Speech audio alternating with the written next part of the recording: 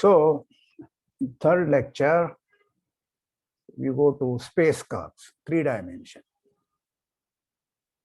These are all very baby stuff actually. Most of it depends upon elementary computation, except one serious thing, namely existence and uniqueness of certain partial differential equation, initial value problems, which anyway we are going to assume. Okay, so let us proceed. By a space curve, all that I mean is when I take Rn in the general definition, I put n equal to 3. So it's a parameterized curve in the Euclidean 3 space. That's called a space curve. For a unit speed space curve, obviously, there is more freedom for the tangent to turn around than the plane curves that we have studied last time. More than plane curves, the space curves have more freedom. That's all I want to tell. So this leads us to define yet another kind of curvature for space curves, and that will be called torsion. Okay, remember, for a plane curve, the rate of change of the unit tangent vector was defined as curvature kappa. But everything is happening in the plane there. Now the plane itself may vary. So that is why we have another kind of torsion, the more freedom for the curve to move around. Okay, the tangent vector to move around. So we begin with a parameterization, which is a unit speed. So let us set up notation. This boldface T, boldface N, boldface B, I am not sure whether you can distinguish between these boldfaces somehow. T of S, this is an ordinary S supposed to be because it's curly. T of S is the tangent vector gamma dot. N of S is 1 divided by the kappa of tangent vector. Remember tangent vector, right? In the case of a plane curve, norm of this was kappa. Now kappa is defined in a different way already, right? So you divide 1 by kappa times T dot of S. Okay. So this norm of T dot is kappa. So 1 by kappa will be the norm, the unit norm. Then you take T cross N, that is valid because we are working inside R3. So this is the vector product. Okay. So that you call it as B. So both N and B will be perpendicular to T. Okay. And they are themselves perpendicular to each other. So these two will be called, one is called principal normal and the other one B is called binormal. That is why the notation B there. So this is unit tangent vector. This is a principal normal. This is the binormal. Okay, so these are the definition. Now what we have is T comma N comma B is a right-handed orthonormal system. For each point, you will have 3 vectors which are mutually perpendicular. Norm is 1. And not only that, the orientation is right-handed corkscrew law. By the formula, how to test that? Take 1, 2, 3. The third one must be the cross product of these two. Automatically, it will happen that the cross product of the second one and the third one will be the first one. And what way? 1 and 2 will be 3. 2 and 3 will be 1. And 1 and 2, 3 and 1 will be 2, cyclic order, right? So this is all vector analysis that you must have studied 12th standard or maybe immediately after 12th standard. So that is what I am going to use now, the vector analysis. Now, B dot, the derivative of B, is perpendicular to B because B itself is unit normal. So B dot product with B is 1. So when you differentiate it, B dot, right, twice B dot is 0. So B dot is 0 is same thing as B dot is perpendicular. So this I am going to use again and again. When you differentiate a function which is norm 1, okay, then you get the derivative is perpendicular to the original vector. So B dot is by definition derivative of t cross n. B is t cross n with respect to the variable s, right? So again, this is linear, linear algebra. T cross n derivative is t dot cross n, Leibniz rule, plus t cross n dot. Okay, these are all standard in vector analysis. But t dot is by definition kappa n, or n is 1 by kappa times t dot. So that's why I can substitute that cross n plus t cross n dot. But n cross n is 0, so this term drops out. So we have a formula for B dot, which is t cross n dot. Okay. Therefore, B dot is perpendicular to T also. See, T and B were mutually perpendicular. Now we are studying their derivatives. Okay, in particular, B dot is perpendicular to T also because it is T cross n dot. That means what? That means B dot is just minus, I can some scalar function times n. Okay. Any 3 vector which is both perpendicular to T as well as B must be a multiple of n, because everything can be spanned by these 3 vectors. Okay, so it's perpendicular there. The corresponding coefficients will be 0, so only this one will remain. Is some scalar function times n. That scalar function I am denoting by minus tau.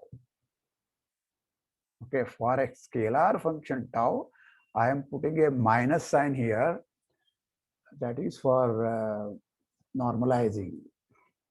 Okay, like gravitation is always taken minus point something, minus 32 point, blah, blah, blah, right? That's why gravitation is taken with a negative sign. So that's a convention only. All right. So the function tau is defined by this equation, and it is called the torsion of the function gamma, which is defined and smooth for all values s for which kappa s is not 0. If kappa s is 0, this itself is not defined. Remember that. 1 by kappa s. So while studying even the ordinary plane curves, we threw away points wherein t is 0, right? So that means we are studying only regular points. Now, when we go further and further, we have even dropped out the points wherein the curvature is also 0. In particular, if you have straight line, okay, straight line segment, at no point you will have the torsion. Okay, we will see that this makes perfect sense. It conformal with the idea of the kappa, idea of the torsion. Okay, so this torsion is defined wherever kappa s is not 0, and it is a smooth function. Okay, So how we can directly define at least modulus of this one is just b dot norm of b dot divided by norm of n, which is 1. Okay, but I am taking actual sign b dot here, not norm of b dot. So that's why I am getting a some function which is a signed function. Okay. All right. As in the case of kappa, we can express tau directly in terms of any regular parameterization of the curve. All these things, easy definition and easy derivation was done with respect to arc length parameterization. Some same problem that we discussed for plane curves, that is there. Why not directly do with regular parameterization? Yes, you can do it, no problem.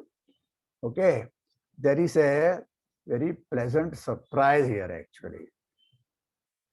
The formula for tau is gamma dot cross gamma double dot dot with, that is vector triple product, dot with gamma double dot dot, the derivative of gamma double dot, divided by the norm of gamma dot cross gamma double dot square. This formula is valid no matter what parameter you take. Okay, so that is the beauty of this one. Unlike kappa, which has different formula, right? A simplified formula for arc length parameterization and a little complicated formula for general parameterization. Here, the formula is the same. So how do you prove that? First, prove this formula for arc length. Then, just like the way we have done change of variable formulas, change of chain rule, you can derive this one for arbitrary parameterization also. This part is absolutely routine, similar to what I did for plane curves. Okay, therefore I skip it. In any case, this is perfectly done in the book also, if you have difficulties. What I need is, if you have forgotten your vector analysis, you better do this, carry out this exercise of deriving this formula independently by yourself. Then only you will be able to go through other exercises there. Okay.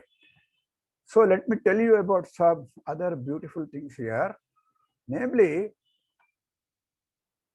first of all, we had, by very definition, T dot is K times kappa times N. And B dot is minus tau times N. Okay, this was the new definition that we gave today. Okay, this is minus tau. The tau is defined by this formula. Now let us compute N dot. Okay, T dot, B dot have been done. Okay. Now TNB is a right-handed system. It follows that N, which is the middle one, is B cross T. You have to take it in cyclic order. T cross will be minus of N. Okay. So N is B cross T. Therefore, N dot is B dot cross T plus B cross D dot, T dot. But B dot is by definition minus tau N cross T plus B cross tau dot is K cross N. Okay. Now N cross T is minus N cross T is B. Okay, so this becomes tau B. And B cross N is minus T. Okay, because order is changed there. So this becomes tau B minus kappa T. So it's a combination of the normal, binormal vector, the tangent vector. So that is what N dot is. Okay. So we have all three derivatives of the orthonormal system, okay, expressed back in terms of the orthonormal system. These expressions they are called Serre-Frenet formulas. So this is one of the beautiful things which can be put in terms of matrices like this. These are not vectors. These are not just real number. They are themselves vectors. So if you write this as a row vector here, row vector here, row vector here, this will be a 3 cross 3 matrix. Similarly, this is row vector, this will be 3 cross 3 matrix. This 3 cross 3 matrix is this 3 cross 3 matrix into that. So that is the meaning of this Serre-Frenet formula. Look at the first one. The first row into the first column here is kappa times n. So that is T dot. Second one, which we just derived, is minus kappa T plus tau P. The third one, which we just defined tau, was B dot is equal to minus tau times n. So that is just the simple expression here in terms of matrices. It's very easy to remember also. Kappa minus kappa, tau minus tau. So this is a anti-symmetric matrix. Okay, obviously the diagonal entries will be 0. One more, this one will be also 0. These two are also 0. It's a special property.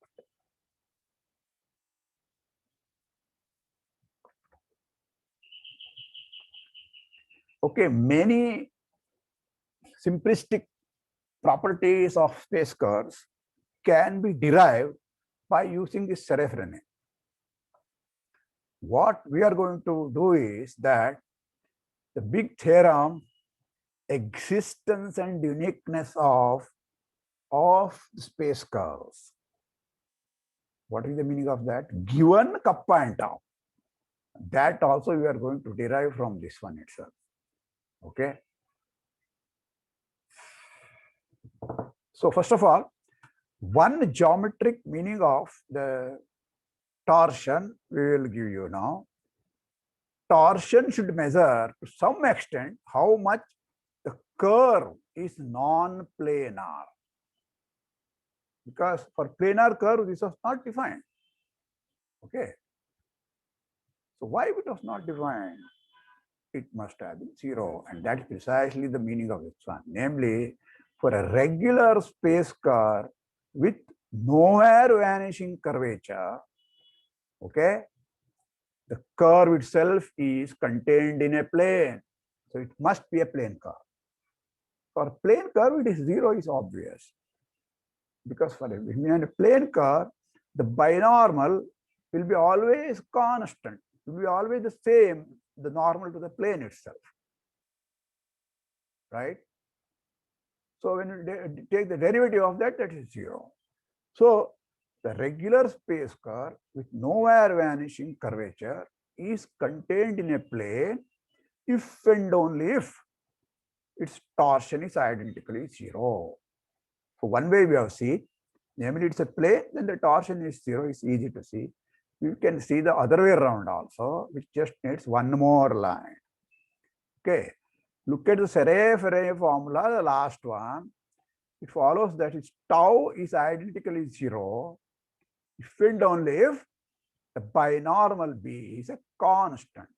The derivative is 0, right? If gamma is contained in a plane, then clearly B is a constant. Okay, so one way we have seen. Other way, conversely, I tell you just only one more line, namely, B is a constant. We claim that gamma is contained in a plane. What is that plane? I will tell you. Namely, take all those vectors, dot with B is a constant, some constant C. Okay, that constant will depend upon the choice of where you have taken the curve. Okay. So this follows if we consider the derivative of gamma dot B itself. Okay. Gamma is also a vector in 3 space. B is a vector in 3 space. Gamma dot B, what is the derivative? It's equal to gamma dot B plus gamma dot B dot, right? Gamma dot is T. So its first term is T dot. Gamma dot B dot is 0, right? So that is same thing as T dot B 0. Okay. So this tangent vector is perpendicular to B, so that part is 0. Is same thing as saying that this gamma satisfies this one. This gamma can be taken as V, so it is this curve. For some C, V dot B will be a constant. So in that plane, it will be contained. So how to determine it? Look at one of the point that will give you the value of C. After that, it must be the same plane. Okay. So now I come to the big theorem for today, namely existence and uniqueness theorem. Okay. So the idea is you have two functions. Remember, if you have any positive function, you can think, I mean smooth function, you can think of this as the curvature of a plane curve, up to, unique up to some translation, right? That is what we have seen. Now similar result we have, namely take any two functions, kappa s which is positive, t is tau is any smooth function. Okay, they will be respectively the curvature and torsion of a space curve. And the space curve will be unique up to certain rigid motions. So this is the statement. So let kappa positive and t tau be any two smooth functions. Then there is a unique space curve up to a rigid motion of the plane, okay, which has its curvature function equal to kappa and the torsion function equal to tau.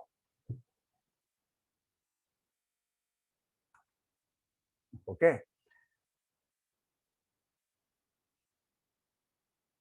We solve this problem in two stages. First, we look at these TNBs. If you have solved the whole problem, then the corresponding TNBs must satisfy this equation. What are these? These are some vector fields, orthonormal frames, right? So they themselves should satisfy some such equation. How do you think of this one? I think of this one as a differential equation. So make this equation only the middle one here. This is given to us. Okay. So think of this as a matrix, 3 by 3 matrix. Okay. Let us call this as M. M dot must be equal to, let us call this one as A into M. Okay. We can make it an initial value problem because at any given point, let us say I want a curve to pass through that point, say 0, 0, 0. At that point, it must be an orthonormal system. Any right-handed orthonormal system, by turning around, can be assumed to be 1, 0, 0, 0, 1, 0, or 0, 0, 1, or if you want the notation from physics, it's ijk. Okay. So assume that M at 0, 0, 0 is ijk. That is the initial evaporation. And suppose M satisfies this one.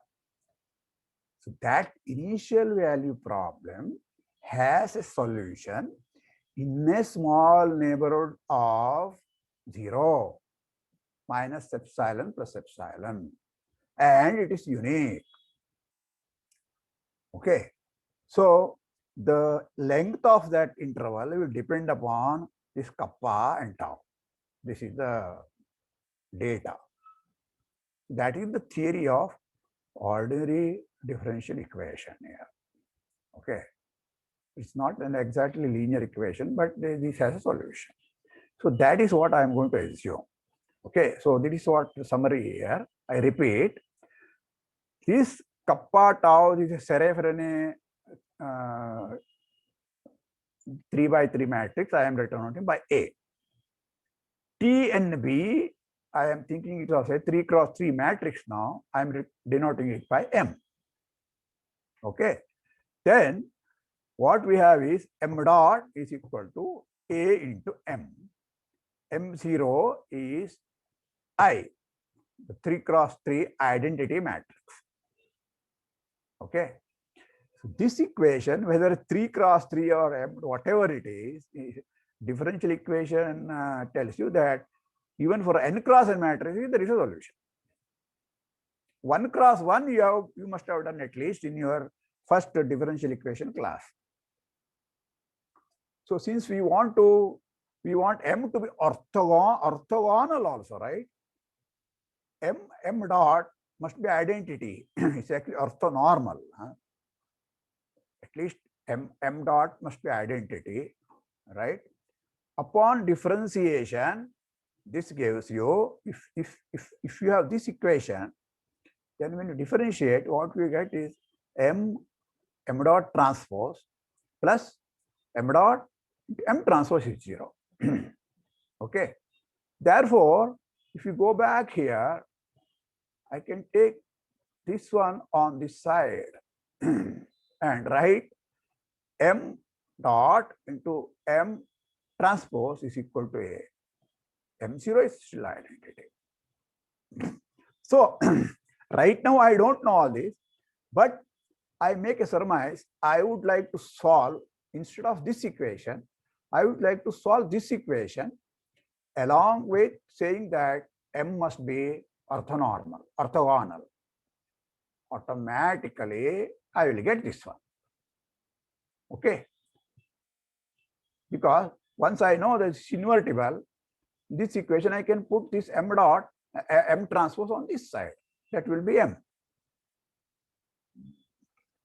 All right. So I will solve maybe a little more difficult problem like this, but this can also be solved. There is no problem. Initial value problem for this one cannot be solved. That is the theory. Okay. So the ODE will guarantee you that this system has a unique solution in a small neighborhood around 0. If M is a solution of 17, this one, okay. Since A is anti-symmetric, look at this, is A is anti-symmetric. Why? That is how we started. It is K, it's kappa minus kappa, tau minus tau, etc. Zeros along diagonal, etc. Right? This is anti-symmetric, means this must be anti-symmetric. This anti-symmetric means what? It satisfies this equation. Okay. Okay. So that is why all this is working here. So since A is anti-symmetric for the M satisfies 60. This implies M dot is a constant. Derivative is 0, right? So M dot is a constant. But what is this constant? To begin with, M0 is identity. What is M dot? M dot is also identity. Okay, M transpose is identity. Therefore, the whole equation, the whole thing must satisfy throughout the interval. That means that M is orthogonal. So automatically, because of the antisymmetry of this solution will be automatically orthogonal. I don't have to worry about this equation. This equation comes freely. Okay. So therefore, M transpose is same thing as M inverse. So I can go to, from here, I can go to this one. All right. Okay. So what we have done so far is that we can solve for Serre-Frenet formula, get a system of right-handed system of orthonormal frames throughout an interval. See, the theorem doesn't say where the parameterization is in. There is some curve, and that curve is unique up to this rigid motion. So it may be defined in a small neighborhood. So that's all the theorem says. All right, and that is enough for theoretical purposes. Okay. So how do you get the curve? We have not yet got the curve. Oh, that is very easy now. Look at the first vector, first row of M. M is a 3 by 3 matrix. Look at the first row. Call that as T. That is how I started, right? TNB. Okay. Take the integral of that T, call it as gamma. So right now I'm calling it as gamma twiddle to distinguish between our surmise this gamma which we started with. Okay. Look at this curve now, this parameterization, gamma twiddle as 0 to S tu du, the integral of this tangent vector. See, this is some vector which satisfies Serre-Frenet formula. That is going to be tangent vector for this curve. Because if you differentiate this one gamma twiddle now, you will get T. Automatically, it will be unit tangents, right? Because norm of T is 1 by the very solution that we have got. So gamma twiddle is a unit speed curve which is tangent field. Our notation would have been T twiddle here, but it is equal to T because of this equation. Okay. So we have got a curve, and this curve there is no choice now, you see, except the starting point of integration here. This I have to take this one 0 because I want T is at passing through the origin, right? The curve should pass through the origin. That is why I have taken this one. So the first vector is definitely, the entire vector is definitely 0, 0, 0 here because I am integrating everything, all the 3 coordinates from 0 to S. Remember, T has 3 coordinate functions here. Okay. So that's it. So now I want to see whether this will have same kappa and same T, right? Same torsion, right? Only then the problem is complete. So temporarily, let us denote the curvature and torsion of gamma twiddle by kappa twiddle and tau twiddle. I have to see that these are same thing as kappa and tau. Okay. Then by the very definition, K twiddle N twiddle is T twiddle dot, the derivative of T twiddle. This is by definition of kappa here, kappa twiddle here. But T twiddle is T dot, right? Because T twiddle itself is T. So T twiddle dot is T dot. But T dot is kappa dot N. Okay. So this is the starting equation. T has been solved so that it is kappa dot N because Serre-Frenet formula is there. Okay. We started the Serre-Frenet formula, that's why it is there. Here Serre-Frenet formula is there because we have started with a curve. So kappa twiddle N twiddle is equal to kappa N. But now this kappa I started with is a positive function. This is always a non-negative function. At some point it may be 0 by choice, we don't know. Okay. So what happens if you have a vector, positive multiple of that unit vector is another non-negative multiple of that some other vector. Those two vectors must be the same and the corresponding scalars must be also the same because both of them are norm 1 vectors. So N twiddle must be equal to N and kappa twiddle must be equal to kappa. Okay. So let us go to now tau twiddle. Okay. Next we have B twiddle is a unit vector perpendicular to both T and N, right? Because we have already seen that T is T twiddle and N is N twiddle, right? That mark we have seen. And B twiddle therefore must be plus minus B, which we don't know whether it is minus B or plus B, right? To begin with, it is perpendicular to both of them and it is a unit vector. But the sign of this by continuity will be always the same. Whether you take this one at one point, some other point, and so on, it will be the same thing because it will never be 0. You see, if you go to plus sign to minus sign, somewhere it must be 0. That is not possible.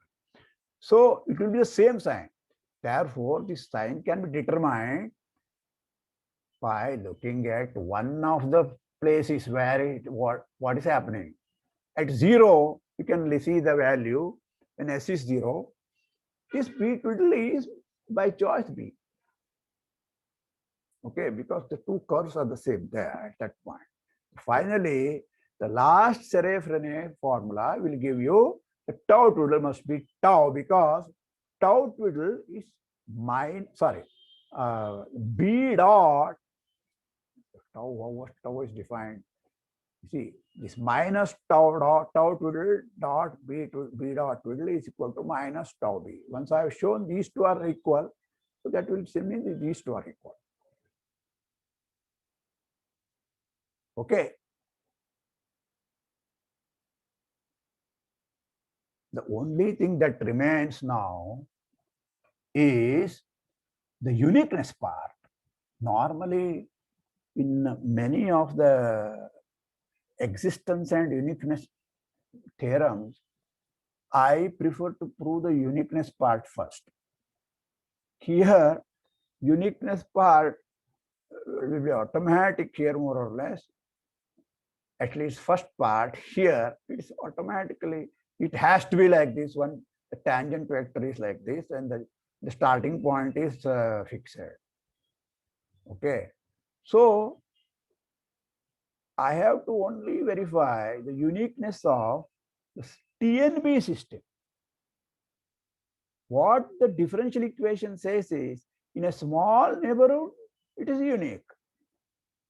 Okay. Even the existence is guaranteed only in a small neighborhood.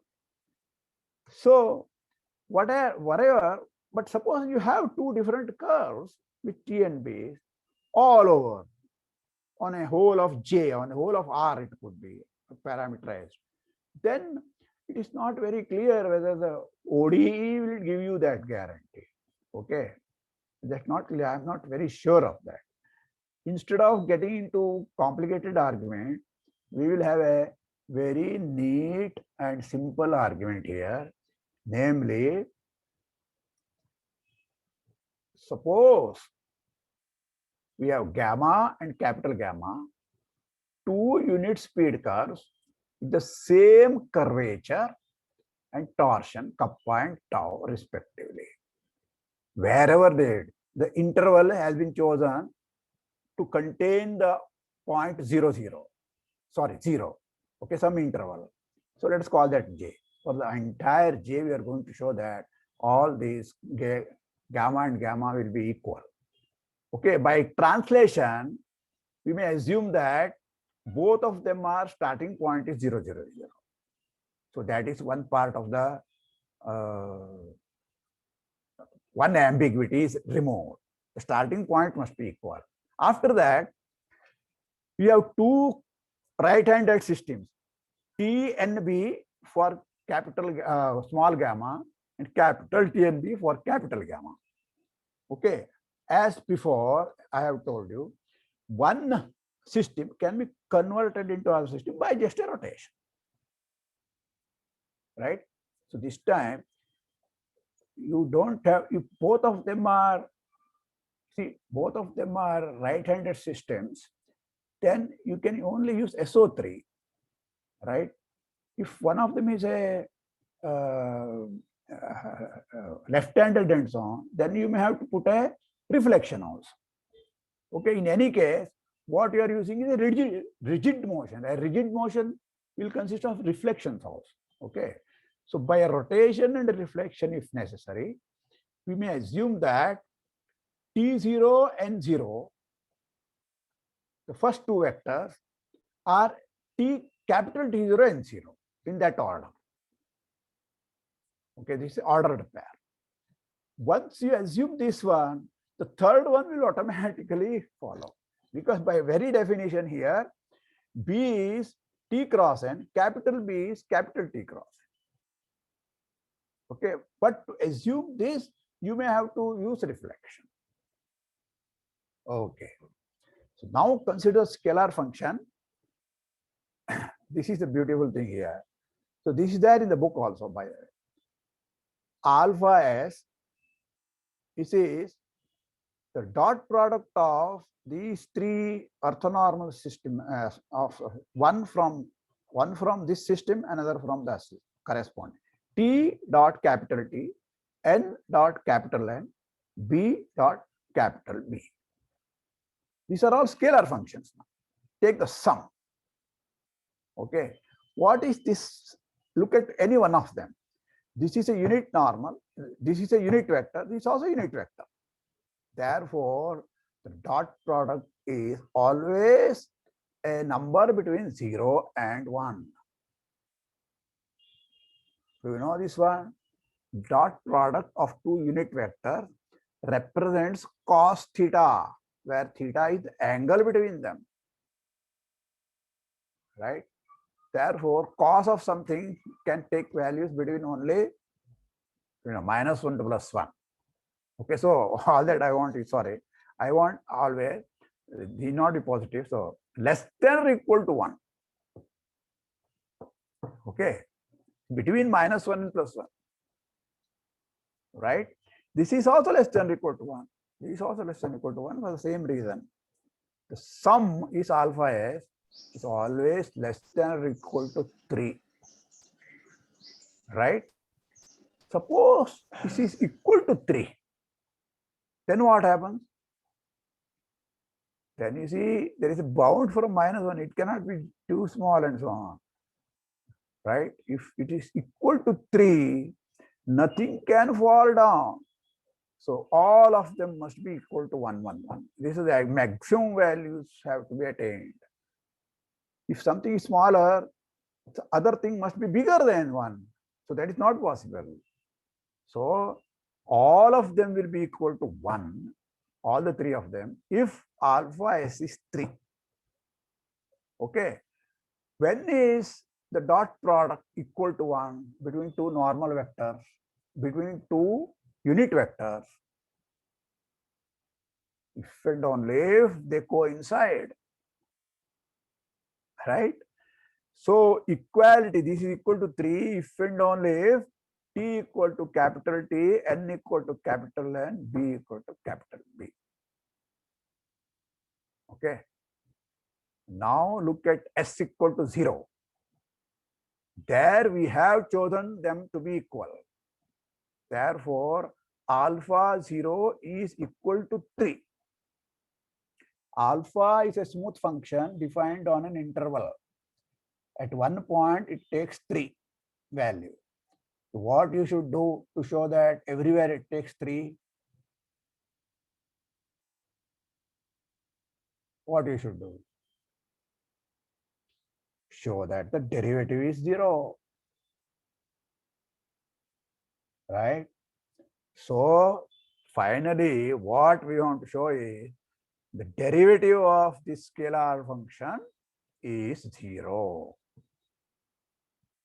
Okay. And that comes very easily by Serre-Frenet formula. Derivative of alpha is T dot T, N dot N, B dot B, plus 3 more terms like this, T dot T, N dot N, B dot B. So there are 6 terms like this, right? So that is what alpha dot is. This plus this. These 3 terms, these 3 terms. Now you substitute for T dot N. What is T dot N? T dot is by definition kappa times N dot T. Right? So like this, you write down N dot N. N dot, as we have seen, is minus kappa T plus tau B. So this is Serre-Frenet formula. Dot N as it is. B dot is minus tau N B. Right? So this way you substitute, you get 6 terms here.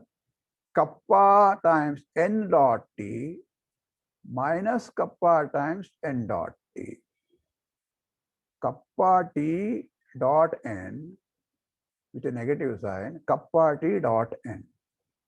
minus tau times n dot b, right? Minus plus tau times n dot b. So you see, term by term, they cancelling out 2 by 2. Okay. So what we have proved? S alpha dot is 0, therefore alpha is a constant. Alpha 0 is 3, therefore alpha of S is 3 for all things. Therefore, we come back here that T equal to capital T and equal to capital N, B equal to capital B. Okay. Once you have this, tau and tau dot will have to be the same and so on. But we started with tau and, sorry, kappa twiddle is kappa, tau twiddle. That's how we started with anyway. Okay, so what we have seen is the tangent vectors. This is enough now. Tangent vector T and tangent vector capital T are the same.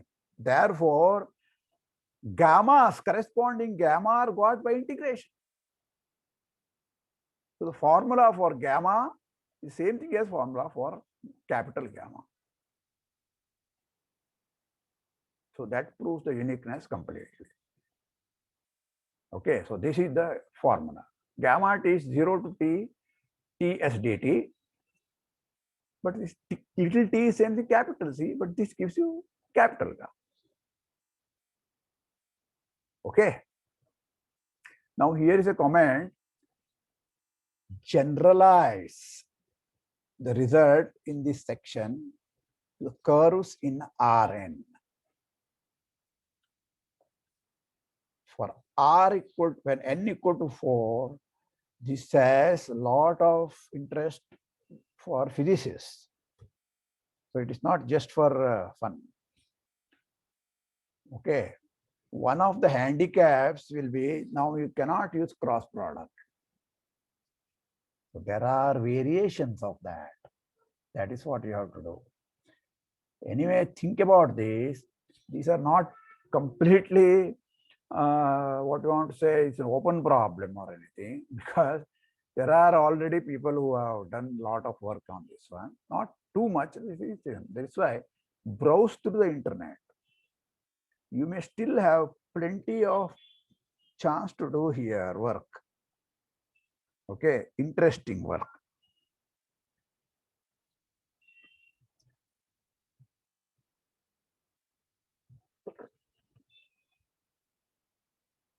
Yeah, so what is the time now? Still you have 7 minutes, sir. Huh? Still you have 7 minutes, sir. Okay. So let me give you a few, maybe you can recall a few things from multivariable calculus that we will be needing. Okay. If you have an open subset of Rn and a function into Rm, you can always write it as F1, F2, Fm, M coordinate functions, right? The function f is smooth if and only if each of them are smooth. It is continuous, each of them are continuous. C1, each of them are continuous, and so on. This much calculus you must be already knowing. That is by definition. Okay. So it is C1, continuously differentiability is the minimum thing that we need. Twice differentiability, 3 times differentiability, etc. At least that much is enough for all sort of differential geometry. But we assume smoothness. Okay. So what is continuously differentiable? I just recall the first order partial derivatives, all the with respect to all the variables must exist and must be continuous throughout the open interval U. Once you have the C1ness, you can associate a matrix like this. Okay. The first row comes from F1. The second row comes from F2. The mth row will become from Fm.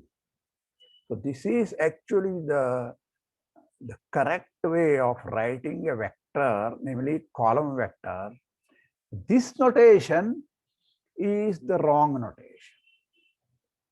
F function into Rm. I should have written it as the column vector F1, F2, Fm, which is cumbersome and taking more space and so on. That is why we are writing like this. So if you are very careful, you would put a T here to denote as transpose. But unmotivated persons, that will unnecessarily confuse him. So this is the standard method, x1 x2 xn, so f1 into fn. So we are using that. Okay. But in the calculus, when you do derivative and so on, okay, there are functional notations as well as space notations. These two have to be differentiated. Vector notation and space notation. Okay.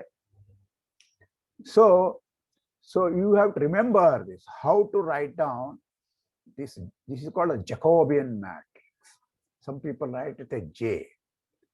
It's a superfluous notation. I don't want. I want to write it as capital D because this is my derivative of f. Derivative of f for a vector valued function of a vector, domain is also a bearing over vector, right? Rm to Rn is a matrix of size m cross n. The n corresponds to the number of variables. M corresponds to the dimension of the codomain. Okay. So whenever you write an m cross n matrix, you have a linear map associated to that. Right? From where to where? From Rn to Rm. M vectors here. Okay. And that linear map is the derivative. The derivative of a function is a linear map. At each point is a linear map on the entire vector space. Where is the vector space? Vector space comes from the domain. You start with an open subset in a domain. What is the domain? Some Rn. So that Rn becomes the domain of the derivative. Okay. In the case of one variable, the linear map, the role of the derivative as a linear map is hidden. Why? How? Because a linear map from R to R is nothing but multiplication by a scalar. The scalar is some real number, and we are just writing that real number df by dt, that real number. Okay. It's actually the multiplication by that number. So that is the function. And that function is defined on the entire of R. No matter, even if the function f is defined only on an interval, its derivative at every point is defined as a function from the whole of Rn. So these are the few things I want to just recall to you. Okay. It is popularly known as Jacobian matrix, this one, at the point x of the function f. Indeed, you would like to think of dfx as a linear map from Rn to Rn, representing the matrix or represented by the matrix, namely on the RHS here. Okay, this suffix here denotes all these things are, the derivatives are being taken at that point. It is not fx1 by f, daba f1 by daba x1, evaluated at x. That is not taken at x, then this will linear map, it will operate on some vector, operate on each of them operates on some real number. The whole thing will be operating on some vectors here. You have to write a vector here. Okay, more generally, What is the meaning of CR? That each of these FIs possess continuous partial derivatives of all order less than equal to R.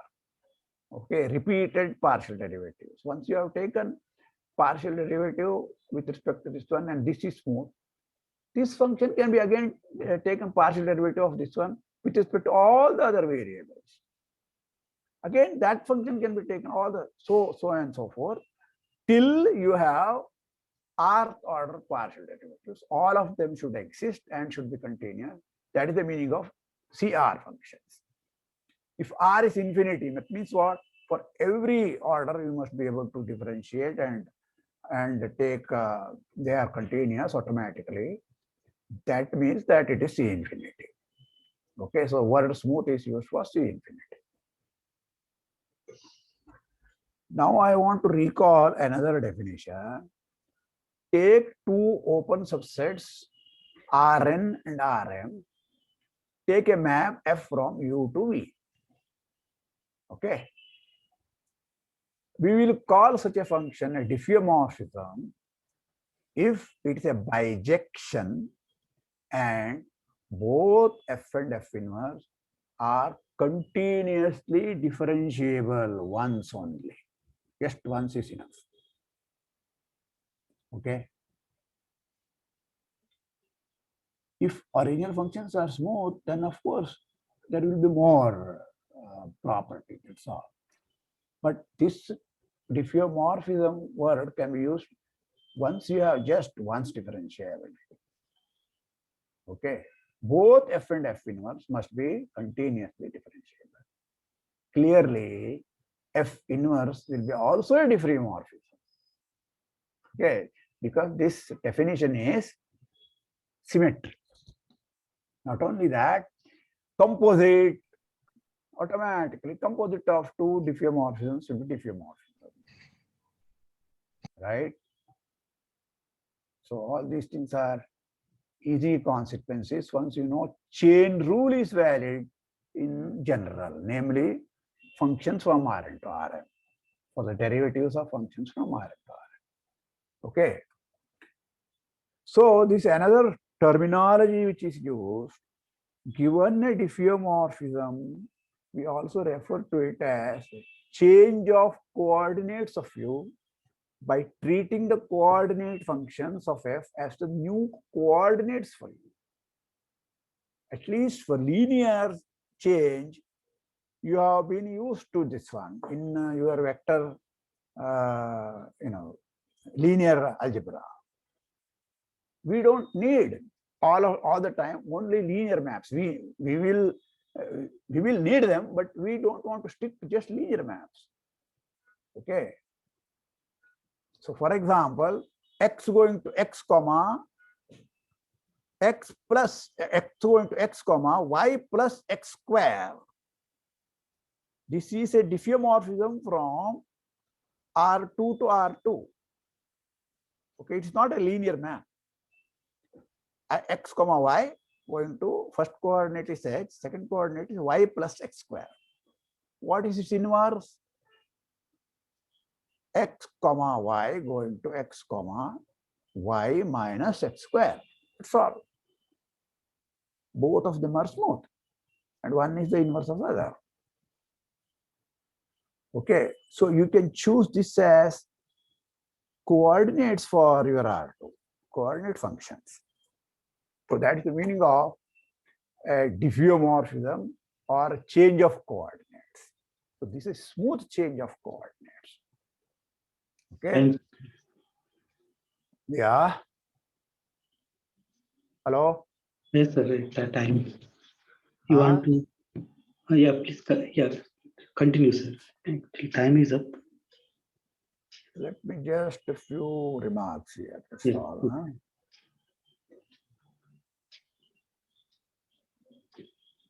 If I stick to only the remarks which I have written down, I would have finished. But I keep telling a lot more. Okay.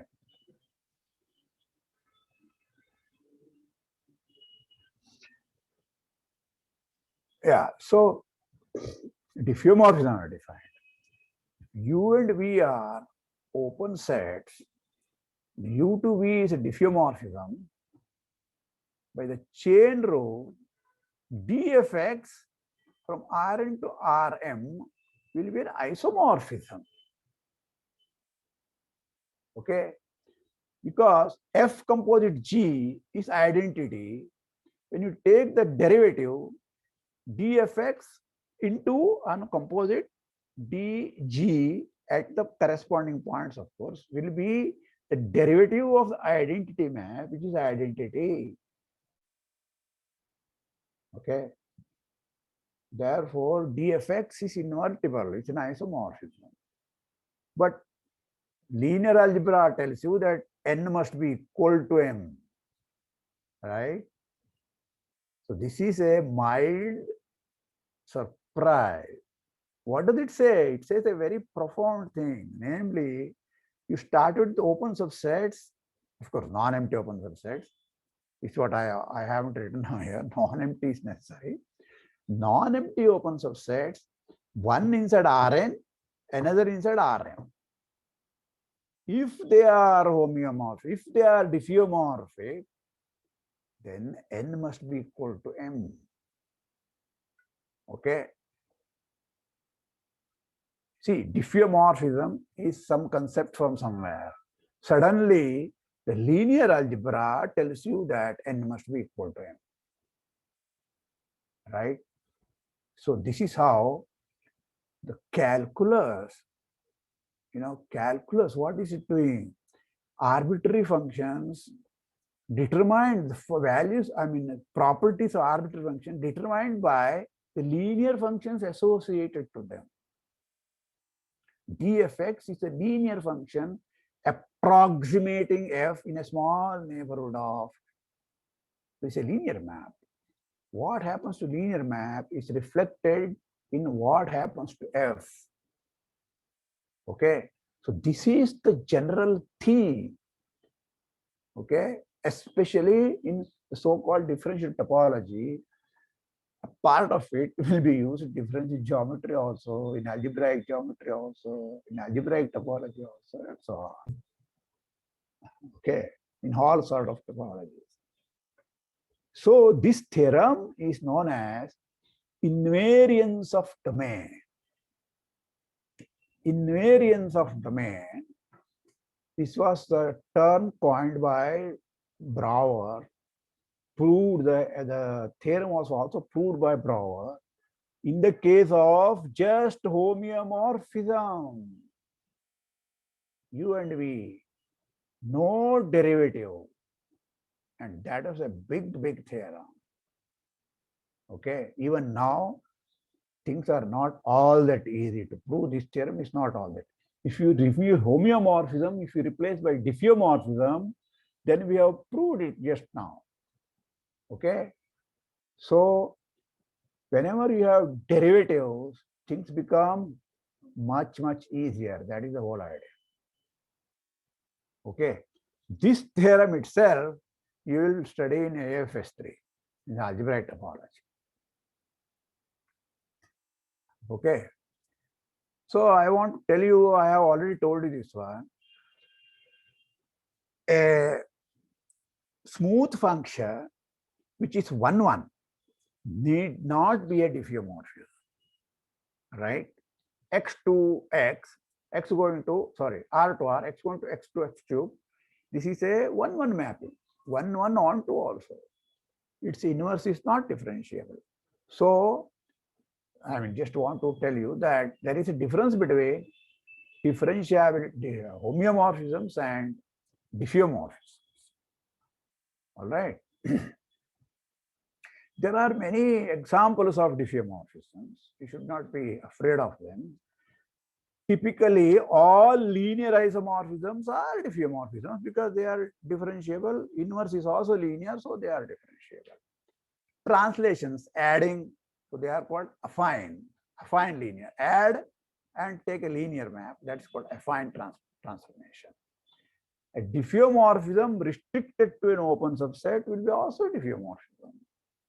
Okay, finally, there is one extra thing here, a very good example. X going to e power x is a diffeomorphism of the entire R with the R plus 0 to infinity open interval. Okay. This we have studied in analysis also at the time. All right. Okay. So we will continue next time studying this aspect of our. We start with the parameterization is differentiable, right? So we would like to see how far we can generalize this and so on. So that will be the next topic tomorrow. Thank you.